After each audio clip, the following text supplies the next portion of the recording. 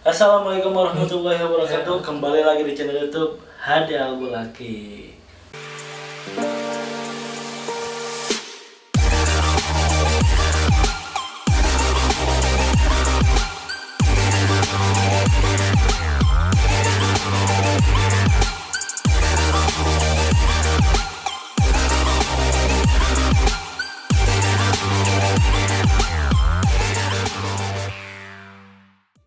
Pada kesempatan kali ini saya sudah lama tidak membuka obrolan karena segmen ngobrol saya ini lebih ke dunia pesantren. Nah, kali ini kebetulan teman saya, sahabat saya Adib, beliau adalah salah satu santri atau alumni dari pondok pesantren. Mana ya? Kayak gitu kan. Pondok pesantren sih kayak gitu. Di pesantren yang mana, yang pertama atau yang terakhir? Ya nggak apa-apa, ceritain aja tuh. Wah, luar biasa. Saya pernah pesantren di Purwakarta, di Cianjur, sama di Tasik. Terakhir di Tasik. 3 kabupaten coy. Bebenangan naon euy. Gimana saya hukum? Nah, menarik ya. Dunia pesantren dengan dunia pendidikan non formal dengan dunia pendidikan formal atau sekolah dan pesantren itu banyak sekali kayak hal-hal yang unik, hal-hal yang menarik yang mungkin tidak ditemukan oleh teman-teman di dunia formal. Tapi teman-teman dunia non formal pasti mengetahui atau mengalami hal-hal yang dialami oleh teman-teman yang bergelut di dunia formal gitu. Nah, untuk di dunia pesantren sendiri banyak sekali kisah, banyak sekali kejadian, banyak sekali cerita dan pengalaman yang menarik yang susah dilupakan, yang selalu melekat pada pikiran kita. Jadi kenangan betul sekali. Terakhir mondok di mana, Dim? Terakhir mondok di Miftahul Al-Faqih. Di mana tuh? Di Kecamatan Manonjaya, Kabupaten Tasikmalaya. Manonjaya, keren. Terus apa yang bikin Adib, pertanyaan dasar ya, apa yang bikin Adib pengen pesantren? Sebenarnya kalau ditanya gitu ya, alasan pengen pesantren sebenarnya bukan keinginan saya. Bukan. Awalnya pesantren bukan keinginan saya, keinginan orang tua saya. Tapi setelah dicoba-coba ternyata nyaman. Awalnya coba-coba. Terus ya akhirnya ya karena itu disuruh oleh orang tua, ya saya mah ya nurut aja gitu. Berjalannya waktu. Seiring berjalannya waktu, akhirnya lama kelamaan bisa menikmati suasana di pesantren dan akhirnya bisa betah di pesantren. Alhamdulillah. Nah, di pesantren berapa tahun? Di pesantren apa memang selama SD udah pesantren? Oh enggak. Sebentar. Di cuma SMP sama SMA doang. SMP sama SMA. Berarti 6 tahun ya? 6 tahun. SMP di Cianjur, SMA di Tasik. Luar biasa. Tadi terakhir. Ada pengalaman apa nih yang menarik yang hari ini mungkin Adib tidak bisa melupakannya di pesantren? Apa ya? Mungkin secara keilmuan saya tidak akan bertanya karena itu udah tidak bisa dilakukan lagi. Enggak gitu. Tapi untuk sisi pengalaman di pesantren selalu ada hal-hal yang menarik. Ya, misalnya punya temen aneh atau kejadian apa atau pengalaman yang mungkin Adib tidak ditemukan di dunia pendidikan formal gitu. Pengalaman yang tidak didapatkan di dunia formal, pertama dari segi adab dan etika. Adab dan etika itu di pesantren jauh ya. Jauh, beda banget. Beda banget sama di sekolah. Jadi pesantren itu selain dari kalau di sekolah, kalau MA ya, kalau aliyah atau MTS itu ada pendidikan akidah akhlak. Tapi kalau di pesantren itu lebih diaplikasikan.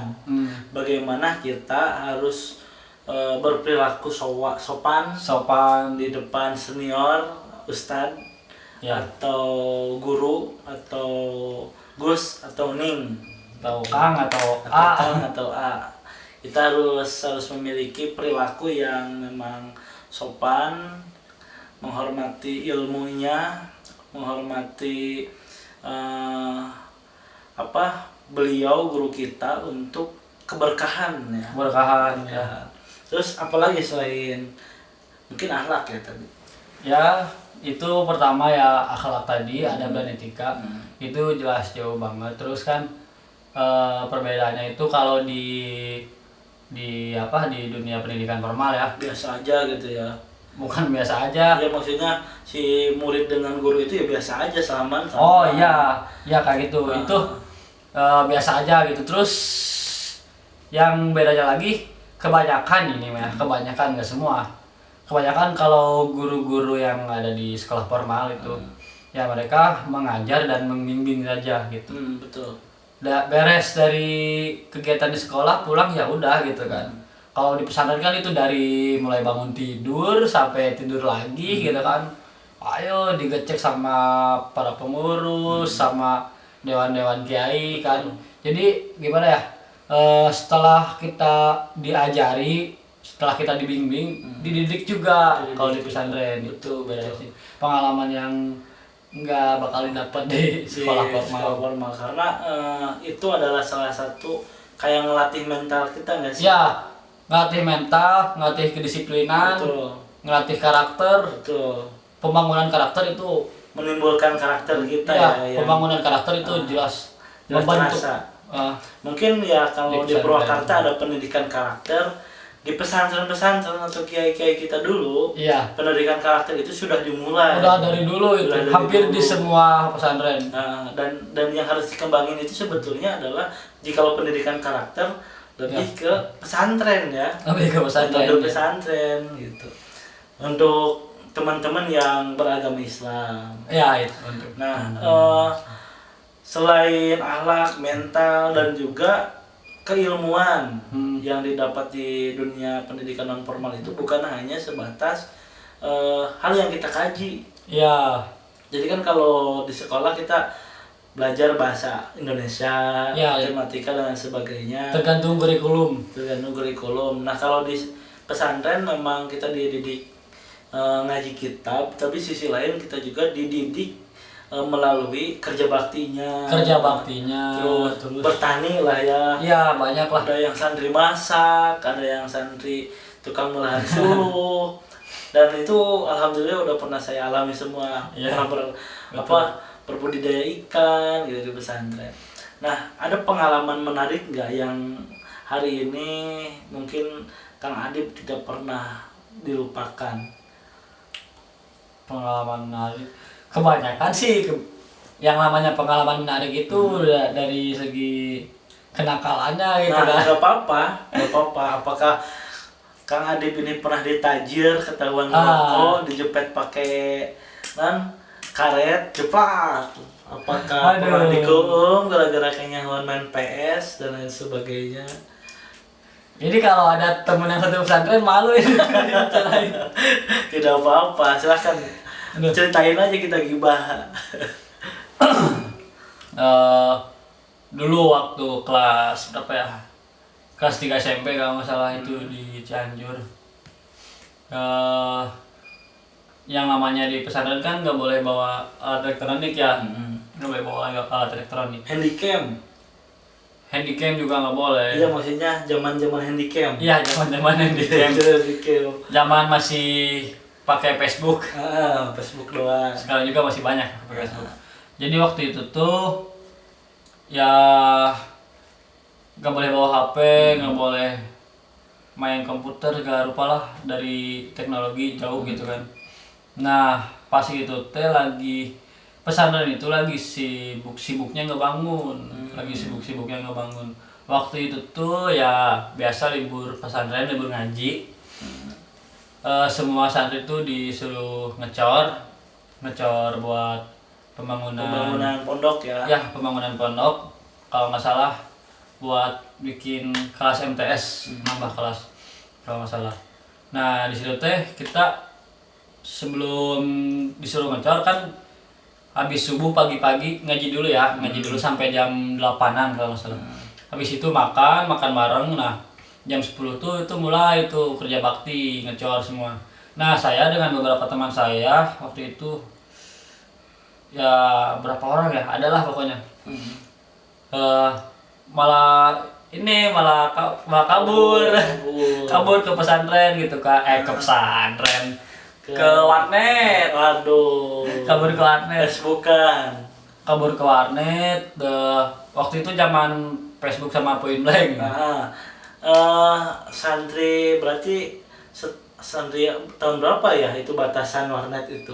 Batasan warnet 2012 sih. 2013-an lah. 2012 2013. Warnet udah nggak laku ya. Ya, Pindah ke PS. pindah ke PS. Ya maksudnya PS dulu ada, cuman tidak begitu diminati, lebih ke warnet karena ada Facebook ya. Karena ada Facebooknya, ada YouTube-nya. Ada YouTube-nya, terus ada game-gamenya. Ada game-gamenya. Dan bahkan kebanyakan santri yang bolos itu menghabiskan waktunya di warnet, bukan di PS. Nah setelah 2013-an pindah ke PS. Ke PS. PS banyaknya ya. Nah terus lanjut. Nah, habis itu tuh dari jam ya pokoknya habis makan. Oh iya, jadi lucunya lagi lokasi pesantren itu ya. Disebut di tengah-tengah gitu ya. Jadi pesantren itu dikelilingi sawah, terus kalau mau ke sawah itu harus ngelewatin susukan deh apa maksudnya? Selokan besar gitu yang Walungan. Iya, walungan kalau walungan. Ragasi gitu ya. Saya teh harus ngelewatin itu dulu. Ya kita kan biasa pakai sarung gitu kan. Sarung disingsatkeun teh. Mapayan walungan tah di sana teh pakai campur Sunda nggak apa-apa gitu. Apa? Ya pas mapayan walungan teh pas ngelewatin mapayan walungan teh ngelewatin asrama putri gitu kan, ngelewatin asrama putri di sana ya ketahuan disorak-sorakin gitu kan, mau kemana gitu kan. Nah habis itu teh udah ya jalan ke sawah, ngelewatin sawah jalan setapak gitulah. Wah pokoknya anak sekarang mah nggak bakal mau gitu saking jauhnya gitu. Nah itu dulu mah kita ngaliwatnya akhirnya mah catering kebanyakan. Terus nah kitab yang paling sulit ditaklukkan susah dihafal apa nih bagi Kang Adib? Bentar, ini belum beres. Belum beres. Selanjut. Di sana teh habis capek-capek ngeliatin sawah, udah nyampe ke pasar, udah warnetnya udah di pasar. Udah nyampe ke pasar, di pasar malah ketemu sama istri ajengan, gitu sama istri ajengan. Teteh lah ya. Iya, teteh lah. Di sana teh ya kayak muka tanpa dosa teh we. Salaman ini pada kemana cenah? Ini mau beli peralatan mandi gitu. Biasa lah. Kayak gitu ya pokoknya ya sampai lolos lah gitu kan, walaupun diomongin dulu dari pagi sampai sore, pulang sore ketahuan juga ada karena kan di absen berjamaah di absen, ketahuan sama pengurus. Akhirnya sama pengurus disuruh berendam di Walungan, di kolam yang mana kolam itu teh jadi apa ujung saluran saluran pembuangan air ya. Aduh situ asli. Dan itu hal yang tidak pernah terlupakan. Mungkin sekarang lebih ke menguatkan pertemanan ya. Jadi teman yang hanya selewat baik ke kita juga lupa dengan lebih diingat teman-teman yang memang berjuang sampai dihukum bareng gitu ya. Nah, yang tadi nih pertanyaan yang tadi. Gimana? Kitab yang paling sulit yang pas Kang Adib hafal pas mondok. Kitab yang paling sulit yang dihafal gitu. Oh, yang dihafal, bukan yang dipahami. Iya. Yang kitab yang paling sulit dihafal itu Yaqulu. Bisa bab awal. Waduh. Hamdi Jalali. Ya kulo badam di jalali amadu. Apa tuh? Ini santrinya. Kayak gini ya kulo badam di jalali. Abdul Nasirun Rahmat Karim. Ay Ahmad ibnu Abi Dirahimi. Daimilis. Abi Daimil. Astagfirullahaladzim. Itu belajar Yakulu waktu SMP. Terus ya emang susah belajar Yakulu itu. Dari dulu tuh ngapalin Yakulu tuh ada 4 kitab pokok yang harus dihafal ya. Terus jadi ngapalin Yakulu di SMP, pas ke SMA nggak ngapalin Yakulu gitu. Jurumiyah. Iya, Jurumiyah dulu, Yakulu dulu. Jurumiyah dulu, Yakulu yang berarti Alpiah. Ya. Nah, itu kitab dasar untuk kita memahami